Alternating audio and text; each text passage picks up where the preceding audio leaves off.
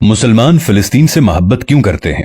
ہم فلسطین سے اس لیے محبت کرتے ہیں کہ یہ فلسطین انبیاء علیہم السلام کا مسکن اور سرزمین رہی ہے۔ اللہ تبارک و تعالی نے حضرت لوط علیہ السلام کو اس عذاب سے نجات دی جو ان کی قوم پر اسی جگہ نازل ہوا تھا۔ حضرت ابراہیم علیہ السلام نے فلسطین کی طرف ہجرت فرمائی تھی۔ حضرت داؤد علیہ السلام نے اسی سرزمین پر سکونت رکھی اور یہیں پر ایک محراب بھی تعمیر فرمایا تھا۔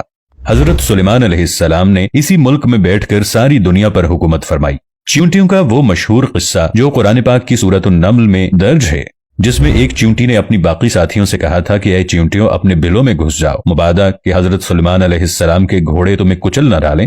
یہی اس ملک میں واقع اسقلان شہر کی ایک وادی میں پیش آیا تھا، جس کا نام بعد میں وادی النمل یعنی چیونٹیوں کی وادی رکھ دیا گیا تھا۔ حضرت زکریا علیہ السلام کا محراب بھی اسی شہر میں ہے۔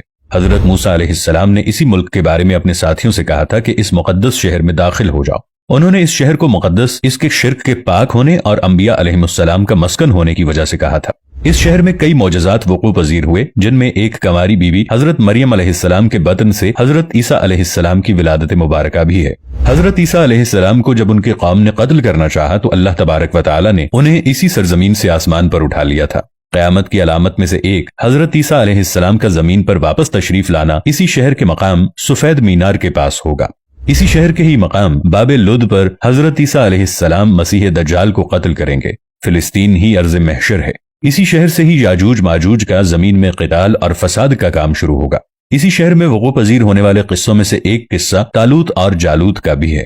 فلسطین کو نماز کی فرضیت کے بعد مسلمانوں کا قبلہ اول ہونے کا اعزاز بھی حاصل ہے۔ ہجرت کے بعد حضرت جبرائیل علیہ السلام دوران نماز ہی حکم ربی سے آقا علیہ السلام کو مسجد اقصی سے بیت اللہ یعنی مکہ مکرمہ کی طرف رخ کرا گئے تھے، اور جس مسجد میں یہ واقعہ پیش آیا وہ مسجد آج بھی مسجد قبلتین کہلاتی ہے۔ حضور اکرم صلی اللہ علیہ وآلہ وسلم معراج کی رات آسمان پر لے جانے سے پہلے مکہ مکرمہ سے یہاں بیت المقدس یعنی فلسطین لائے گئے۔ سرکار دو عالم صلی اللہ علیہ وآلہ وسلم کی اقتداء میں انبیاء علیہ السلام نے یہاں نماز ادا فرمائی۔ اس طرح فلسطین ایک بار پھر سارے انبیاء کا مسکن بن گیا۔ سیدنا ابو ذر رضی اللہ عنہ کہتے ہیں کہ میں نے رسول اللہ صلی اللہ علیہ وآلہ وسلم سے عرض کیا کہ زمین پر سب سے پہلی مسجد کون سی بنائی گئی؟ تو آپ نے فرمایا کہ مسجد الحرام یعنی خانہ کعبہ۔ میں نے عرض کیا کہ پھر کون سی مسجد بنائی گئی؟ تو آپ صلی اللہ علیہ وآلہ وسلم نے فرمایا کہ مسجد الاقصی یعنی بیت المقدس۔ میں نے پھر عرض کیا کہ ان دونوں کے درمیان کتنا فاصلہ تھا؟ آپ صلی اللہ علیہ وآلہ وسلم نے فرمایا کہ 40 برس کا، اور تو جہاں بھی نماز کا وقت پالے وہی نماز ادا کر لے، بس وہ مسجد ہی ہے۔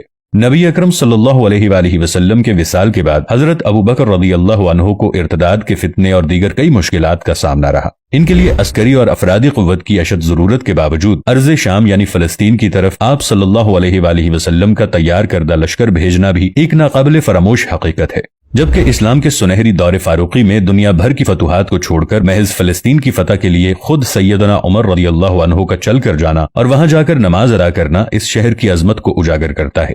دوسری بار بائن ہی معراج کی رات بروز جمعہ 27 رجب 583 ہجری کو صلاح الدین ایوبی کے ہاتھوں اس شہر کا دوبارہ فتح ہونا بھی ایک نشانی ہے۔ قدس بیت المقدس کا نام قرآن سے پہلے تک ہوا کرتا تھا۔ قرآن نازل ہوا تو اس کا نام مسجد اقصی رکھ دیا گیا۔ قدس اس شہر کی اس تقدیس کی وجہ سے ہے جو اسے دوسرے شہروں سے ممتاز کرتی ہے۔ اس شہر کے حصول اور اسے رومیوں کے جبر و استبداد سے بچانے کے لیے 5000 سے زائد صحابہ کرام نے جام شہادت نوش کیا، اور شہادت کا باب آج تک بند نہیں ہوا۔ یہ سلسلہ ابھی تک جاری ہے، اسی لیے یہ شہر شہیدوں کا شہر ہے۔